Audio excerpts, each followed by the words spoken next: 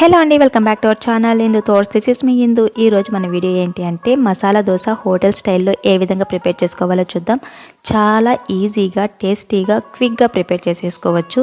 So ఇక late చేయకుండా video అయితే స్టార్ట్ చేసేద్దాం. ఫస్ట్ మసాలాని అయితే ప్రిపేర్ చేసుకున్నాం. అందుకోసం స్టవ్ పైన ఒక ప్యాన్ పెట్టుకొని 2 స్పూన్స్ వరకు ఆయిల్ వేసుకుని, ఆయిల్ బాగా హీట్ అయిన తర్వాత కొద్దిగా జీలకర్ర, ఆవాలు వేసుకుని ఫ్రై చేసుకున్నాను.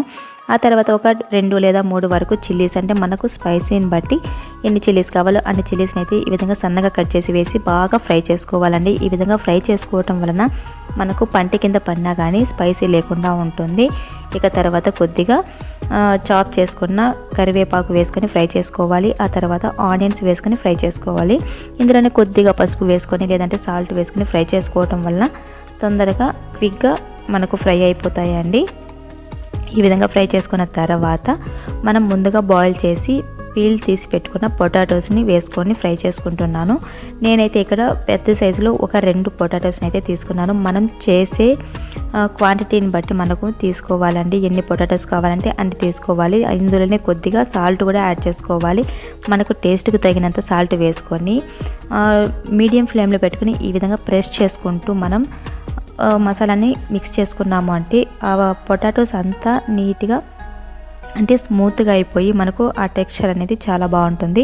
ఆ తర్వాత దోశ కోసం అయితే నేను దోశ ప్యాన్ పెట్టుకొని కొద్దిగా వాటర్ని వేసి, అంటే ప్యాన్ బాగా హీట్ అయిన తర్వాత వాటర్ని వేసి వాటర్ అంతా ఇంకిపోయిన తర్వాత కొద్దిగా ఆయిల్ని గ్రీస్ చేసుకుంటున్నాను. ఆయిల్ని వేసి టిష్యూతో కానీ కాటన్ క్లాత్తో కానీ క్లీన్ చేసేసుకున్న తర్వాత మనం దోశ బ్యాటర్ని అయితే వేసుకోవాలి. ఈ విధంగా చేయడం వలన మనకు ప్యాన్ అనేది సీజనింగ్ అయ్యి దోశ చాలా బాగా వస్తుందండి.